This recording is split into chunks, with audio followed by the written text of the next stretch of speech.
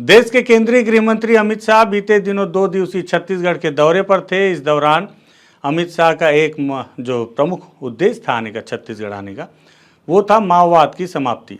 इसको लेकर उन्होंने ताबड़तोड़ बैठकें ली, विचार विमर्श किया और इसमें केवल छत्तीसगढ़ ही नहीं, आसपास के उन राज्य के अधिकारियों को भी सम्मिलित किया गया जिन राज्यों में माओवाद का प्रभाव है। सारी बैठकों के निष्कर्ष के बाद आखिरी में उन्होंने जब प्रेस कॉन्फ्रेंस ली तो उन्होंने वो तारीख भी बता दी जिस तारीख तक उन्होंने दावा किया कि केवल दंडकारण्य और बस्तर से ही नहीं, छत्तीसगढ़ से नहीं, बल्कि पूरे देश से माओवाद को समाप्त कर दिया जाएगा। और वो तारीख उन्होंने बताई 2026 मार्च की। इसको लेकर अमित शाह ने यह भी दावा किया कि जिस तरह से रणनीतियाँ बनाई जा रही हैं, जिस तरह से सफलताएँ मिल रही हैं सरकार को, निश्चित ही तौर पर अब वो दिन ज़्यादा दूर नहीं है जब माओवाद को पूरी तरह से बस्तर से समाप्त कर दिया जाएगा। ये दावा खुद केंद्रीय गृह मंत्री अमित शाह ने सभी पत्रकारों के सामने किया। ऑनलाइन भी इसकी ब्रीफिंग की गई और सारी जानकारियां पूरे देश तक पहुंची। इसको लेकर मेरे मन में कुछ विचार थे और साथ ही साथ ये मेरे जहन में भी ये बात चल रही थी बहुत पहले से कि अब जब छत्तीसगढ़ में फिर से बीजेपी की सरकार आ गई है और केंद्रीय गृह मंत्री सरकार बनने के पहले कहते थे कि चुटकियों में माओवाद को समाप्त कर दिया जाएगा, तो ये माओवाद और कितने दिन हमारे देश में टिकेगा। इसको लेकर मेरी बहुत सारे माओवादी लीडरों से भी बातचीत हो रही थी। इसी दौरान एक पत्र मेरे नाम आया था और जिसको लेकर मैंने कई सवाल माओवादियों के जो सेंट्रल कमेटी और पोलित ब्यूरो के सदस्य हैं उनसे पूछा था। तब उन्होंने मुझे एक 4 पन्ने का पत्र लिखा। बहुत ही इंटरेस्टिंग पत्र है, बहुत दिनों से मेरे पास रखा हुआ था। लेकिन अब जब अमित शाह ने ये दावा किया है कि 2026 मार्च तक माओवाद को पूरी तरह से भारत देश से ही समाप्त कर दिया जाएगा, तो मुझे लगता है उस पत्र का जिक्र अभी होना बहुत ज़रूरी है, क्योंकि इसी दावे से जुड़े कई सवाल मैंने भी माओवादियों के टॉप मोस्ट जो लीडर हैं उनसे किए थे और उन्होंने मेरे नाम एक पत्र लिखा था। तो पत्र में क्या बातचीत हुई है और क्यों, क्या क्या मैंने सवाल किया था, इस पर बातचीत करते हैं। नमस्कार, मैं विकास तिवारी हूँ, आप बस्तर टॉकीज़ देख रहे हैं और ये थोड़ा वीडियो लंबा होने वाला है लेकिन बहुत महत्वपूर्ण वीडियो है और बहुत इंटरेस्टिंग भी है।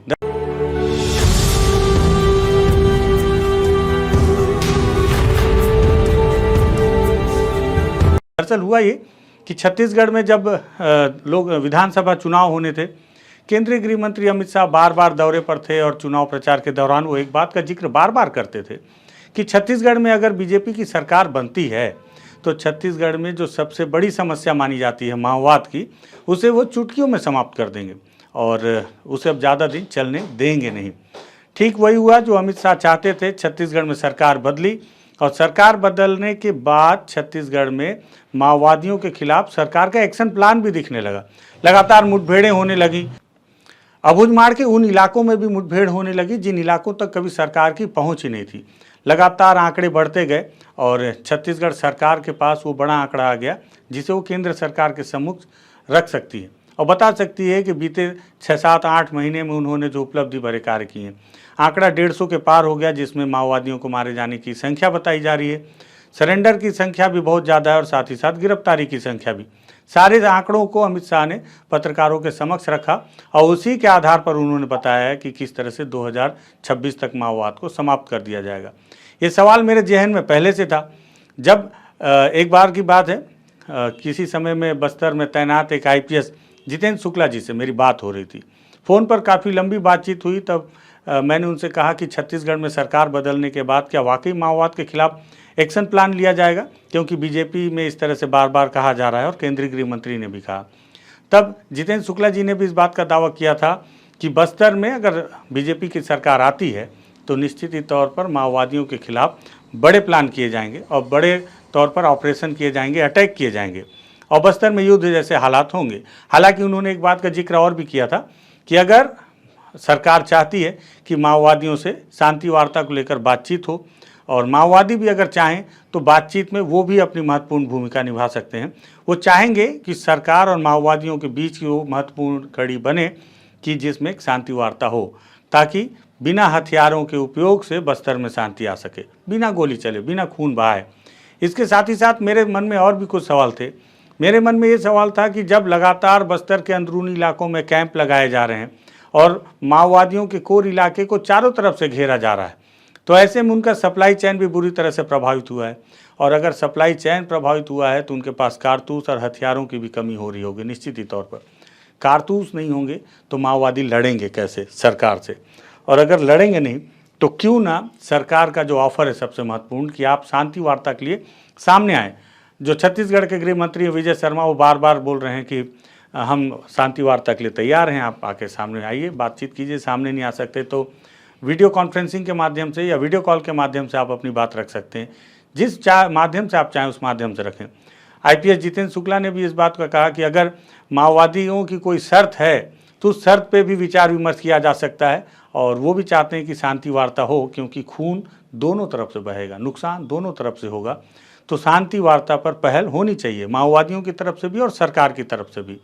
इसके साथ ही साथ मेरे जहन में एक सवाल और भी था जिसको लेकर मैंने माओवादियों के शीर्ष लीडर से बातचीत किया कि आपकी जो पार्टी है, आपका जो संगठन है, इस संगठन में निचले स्तर पर सब चीज़ ठीक ठाक नहीं चल रहा।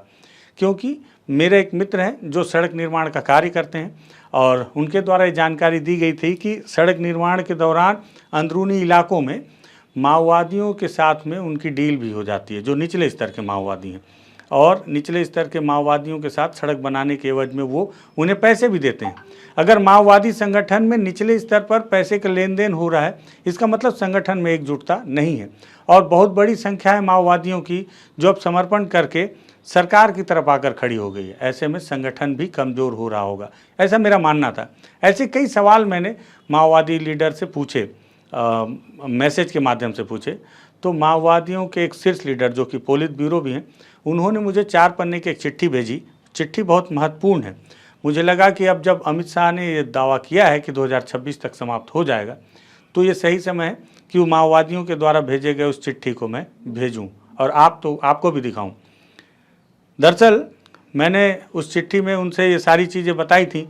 उसको लेकर उन्होंने इस बात का भी जिक्र किया था कि आपने ये बहुत महत्वपूर्ण जानकारी दी है कि उनके निचले स्तर के जो लीडर हैं वो पैसे का लेन देन कर रहे हैं, जो ठीक नहीं है।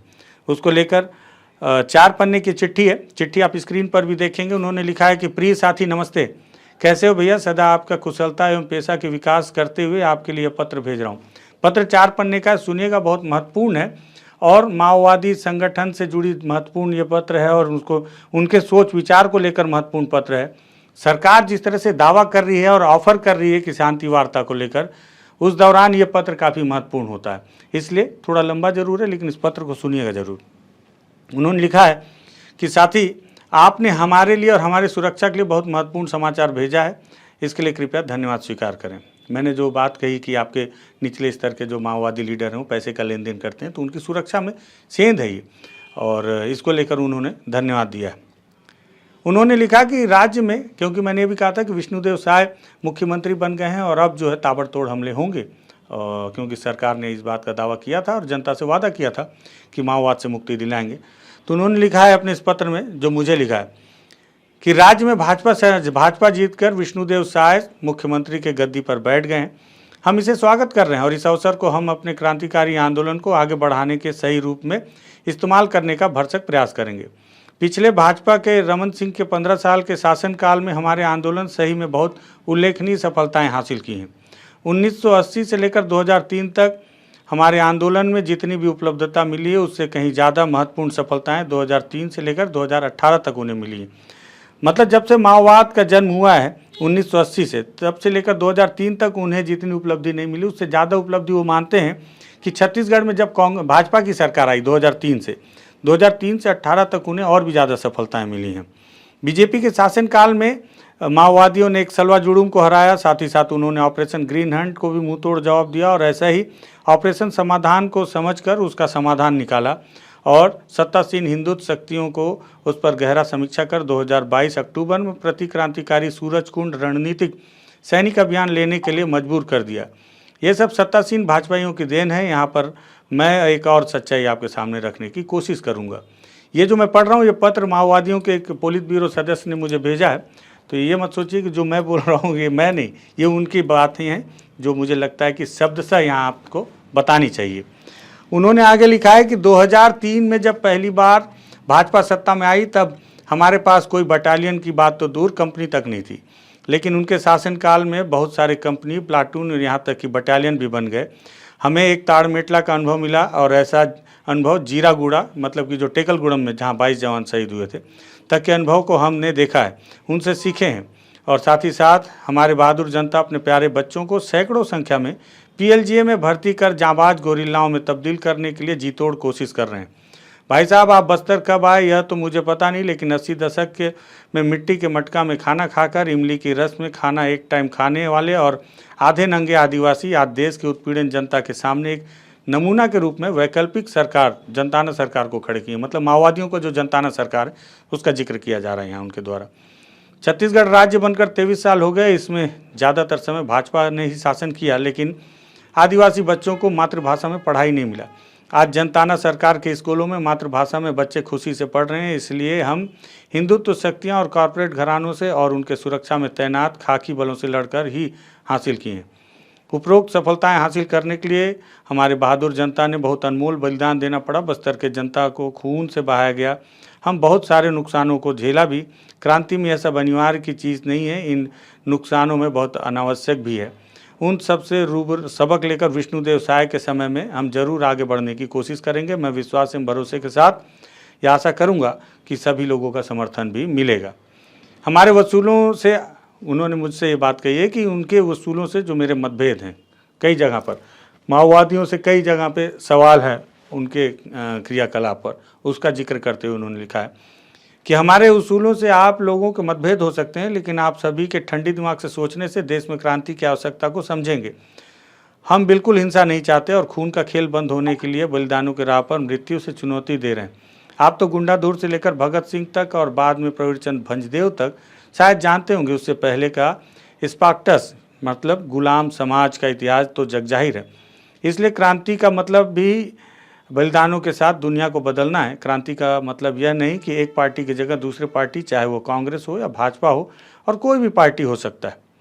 क्रांति का मतलब एक वर्ग के हाथों दूसरे वर्ग सत्ता को हस्तांतरण करना है। पीड़ित, शोषित, वंचित, गरीब, मेहनतकश लोग एकजुट होकर लुटेरे एवं शोषक वर्गों से सत्ता में हस्तांतरण करना। इस दिशा में आप एक लुटेरे नहीं और आप शोषक तो बिल्कुल नहीं। आप एक मेहनतकश हैं और लोगों की भलाई के लिए आपका मेहनत का कमाई से गुजर बसर रहा है। इसलिए क्रांतिकारी वर्ग में ही, चाहे मानो या न मानो, लेकिन इस वर्ग में ही आते हैं। इसलिए साथी सत्ता में भाजपा हो या कांग्रेस हो, हमारे लिए कोई भी फर्क नहीं पड़ेगा। हम एक बात यहाँ पर स्पष्ट करूँगा कि हमारे दुश्मन जितना ताकतवर होंगे, जितना धूर्त और कपट होंगे, उससे ज़्यादा शक्तिशाली और चतुर हमको बनना पड़ेगा। जनता इतिहास का निर्माण करता है, वे सब कुछ अभूतपूर्व कार्यों को कर सकते हैं। इतिहास इसके लिए गवाह है। फिलहाल विष्णुदेव साय मुख्यमंत्री होने के बाद को लेकर एक बात खूब सुर्खियों में है कि वे आदिवासी हैं। लेकिन आप तो जानते हैं कि महेंद्र कर्मा भी एक आदिवासी थे, लेकिन उन्होंने सलवा जुड़ूम के जीवदाता कहा जाता है। कश्यप परिवार मतलब बलीराम कश्यप जी, जो कि बस्तर के सांसद रहे, स्वर्गीय नेता हैं, भाजपा के दिग्गज नेता रहे। परिवार भी आदिवासी कहा जाते हैं, लेकिन बलीराम कश्यप से लेकर दिनेश कश्यप व उनके भाई कोई भी हों, कितने खूंखार थे आप जानते हो। लता उसेंडी हो, काका लखमा हो, लखमा जी के लिए काका शब्द का प्रयोग हुआ है, काका लखमा हो, कोई भी आदिवासी नेतागण आरक्षण के लिए और सत्ता के लिए आदिवासी कार्ड से खिलवाड़ करते हैं। इन लोगों को गौमुख व्याघ्र कहते हैं। भाई साहब मैंने पढ़ लिया, यहाँ पे लिखा है विष्णुदेव साय साहब को नेताम साहब ने बधाई भी दे दिया। अब देखना यह बाकी है कि हमारे आदिवासी अंचलों में कितना तेज गति से कारपोरेटीकरण और सैन्यीकरण के साथ आदिवासी हैदावीकरण बढ़ेगा। शिबू सोरेन साहब भी आदिवासी हैं, उनके पुत्र वर्तमान झारखंड मुख्यमंत्री भी आदिवासी हैं, अर्जुन मुंडा भी आदिवासी हैं, धर्माराव आत्रम भी आदिवासी हैं। आदिवासी होने से आदिवासियों को तकदीर नहीं बदलेगा भाई साहब। जैसा द्रौपदी मुर्मू महिला हैं, अनुसुईया उइके भी आदिवासी हैं और इंदिरा गांधी भी महिला थीं। महिलाओं को की बदनसीबी हमारे देश में कितना बदली है। जाति के नाम से, धर्म के नाम से, कबीलाई के नाम से खूब कत्लेआम चलते ही आ रहा है। इसलिए इस वर्ग समाज में हर एक लुटेरे बंदर को वर्ग का हित को ही देखता है।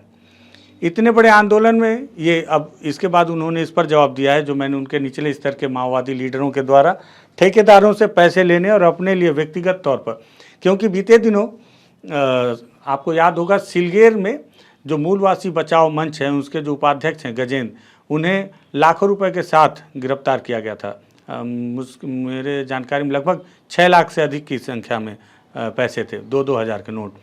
और उन्होंने पूछताछ में इस बात को स्वीकार किया था कि वो माओवादी मल्लेश का पैसा है जिसे वो बैंक में जमा करने गए थे। इस बात का जिक्र भी मैंने उन माओवादी लीडर से किया था। तो उन्होंने कहा था इतने बड़े आंदोलन में गलतियां भी हो सकती हैं, कुछ लोग बदमाशी भी कर सकते हैं, भ्रष्टाचार भी मामला सामने आ सकता है। हमारे संगठन में सभी लोग पेशावर क्रांतिकारी नहीं हैं। पार्टी के पेशावर क्रांतिकारियों से जो कुछ गलतियां होता है तो हम जरूर उन पर जांच कर अनुशासनात्मक कार्रवाई करते हैं। दूसरी तरफ लाखों लोगों से हमारे जन संगठन है, वे सभी लोग भगवान के बच्चे नहीं हैं। और मैं यहाँ पर आपको एक बात बताऊं, क्या इस दुनिया में सबसे बड़ा रिश्वतखोर भगवान ही है। बिना पैसा बिना प्रसाद के भगवान भी नहीं सुनते। खैर वो सब छोड़िए, आप जिन लोगों के बारे में मैसेज में आपने उल्लेख किया हम उनका ज़रूर पता लगाएंगे। आखिर में ही हो, लेकिन एक महत्वपूर्ण बात मैं आपसे शेयर करना चाहता हूँ। आपसे जिस एसपी साहब ने माओवादियों को खत्म करने की बात किया, जिस एसपी साहब मतलब IPS जितेंद्र शुक्ला जी, जो अभी दुर्ग में SP हैं फिलहाल, उन्होंने उनका जिक्र करते हुए कहा है कि वह भी बहुत अच्छी बात है। हम भी वही सोचते हैं कि इस दुनिया से मार्क्सवाद, माओवाद, गांधीवाद और सावरकरवाद की ज़रूरत ही ना हो। इसके लिए हमारी तरफ से आप कृपया उन महान SP साहब को ये बात बताइए कि इस दुनिया से हर एक वाद को, खासकर माओवादियों को खत्म करने से पहले दुनिया से लूट एवं उत्पीड़न से मुक्त करें। यदि वह उनकी खाकी साहब से नहीं हो सकता तो माओवादी चाहे दूसरे कोई भी नाम से दुनिया में पनपेगा। हमारे संस्थापक नेतागण कामरेड चारू मजूमदार और कन्हई चटर्जी के शहादत के बाद नक्सलियों की रीढ़ टूट गया करके बहुत प्रचार किया गया था, लेकिन पुराने नक्सली माओवाद के नाम से लाल झंडे फहरा रहे हैं। इसलिए पहले हम सब मिलकर लूट, उत्पीड़न, प्रताड़ना, शोषण, जुल्म, अत्याचार और अन्य प्रकार के सामाजिक बीमारियों को दुरुस्त करेंगे। सरकार से वार्ता के प्रति, क्योंकि मैंने इस बात का भी उनसे कहा था कि अगर सरकार चाहती है कि आप बातचीत करें तो आप बातचीत के लिए आगे क्यों नहीं आ रहे हैं? क्यों ना एक बार बातचीत किया जाए? क्यों ये खून खराबा को रोकने के लिए आप भी पहल नहीं करते? उस पर उन्होंने जवाब दिया है कि सरकार से वार्ता के प्रति हम कोई विरोध नहीं है। आप जानते हैं पुराने BBC के पत्रकार शुभ्रांशु चौधरी जी बहुत पुराने वरिष्ठ पत्रकार हैं, लगातार शांति वार्ता के लिए प्रयास भी कर रहे हैं, ने यह बीड़ा उठाया और हमें आत्मसमर्पण कराने के लिए 6 सालों से प्रयासरत हैं। उनसे पत्रिका के संपादक सुनील जी ने एक भेंट वार्ता में बहुत अच्छा सवाल किया था। फिलहाल हॉलैंड के जरिए फिलीपींस की पार्टी की ओर से शांति वार्ता शुरू होने जा रही है, लेकिन फिलीपींस कम्युनिस्ट पार्टी वालों की बहुत स्पष्टता के साथ उनकी मांगों को शांति वार्ता के पहले सरकार के सामने रखा गया है। पिछले 13 सालों से शांति वार्ता के लिए हमारी मांगें भी सरकार के सामने हैं, लेकिन हम हथियार कतई नहीं छोड़ेंगे और आत्मसमर्पण करने का तो सवाल ही नहीं उठता। धन्यवाद। क्रांतिकारी अभिवादन के साथ श्रीनिवास, जिन्होंने ये पत्र मुझे भेजा है। तो ये 4 पन्नों का पत्र है जिसमें उन्होंने अपनी सारी बातें लिखी हैं। हालांकि मैंने बहुत सारे सवाल और भी भेजे थे जिस पर वो और भी जवाब देना चाहते हैं।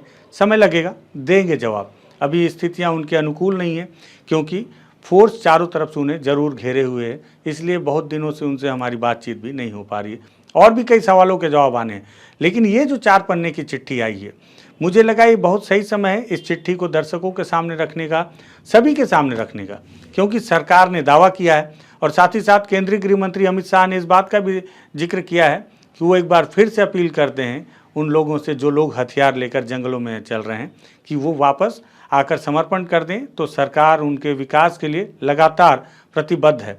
उन्हें भी देश की सारी जनता के साथ मिलकर उन्हें भी आगे बढ़ाने का काम सरकार करेगी, ऐसा कहना केंद्रीय गृह मंत्री अमित शाह का है। साथ ही साथ वीडियो कॉन्फ्रेंसिंग के माध्यम से या फिर वीडियो कॉल के माध्यम से या जिस माध्यम से चाहें माओवादी चाहें उस माध्यम से बातचीत को लेकर छत्तीसगढ़ के गृह मंत्री विजय शर्मा लगातार बयान दे रहे हैं कि वो बातचीत को तैयार हैं और वो ये जानना चाहते हैं कि माओवादी आखिर क्या चाहते हैं, उसे बता दें। मुझे लगा इन सब बातों के बीच इस पत्र का होना जरूरी है, लाजमी है कि इस पत्र को हर कोई जाने समझे। मैंने जो सवाल किया उस पर माओवादियों के पोलित ब्यूरो स्तर के जो नेता हैं वो अपनी क्या राय रखते हैं, क्योंकि उनकी राय ही संगठन की राय है। इसलिए इस पत्र को लेकर मैंने इस वीडियो को तैयार किया है। मुझे लगा महत्वपूर्ण बातचीत मेरे दर्शकों तक और मेरे सारे दर्शकों तक, चाहे उसमें माओवादियों के जो सदस्य हैं, संगठन के सदस्य वो हों, सुरक्षा बल के सदस्य हों या गोपनीय विभाग के सदस्य हों या सरकार के लोग हों, सभी तक या विपक्ष के लोग हों, सभी तक ये बात पहुंचनी चाहिए कि माओवादी क्या सोच रहे हैं इस बातचीत को लेकर। इसलिए इस वीडियो को तैयार किया गया है। अगर आपको लगे बहुत महत्वपूर्ण ये वीडियो है तो इस वीडियो को शेयर कीजिएगा आप भी, और लगे कि बहुत तथ्यात्मक बातचीत बस्तर टॉकीज़ में हो रही है तो आप बस्तर टॉकीज़ को भी सब्सक्राइब कीजिएगा। धन्यवाद।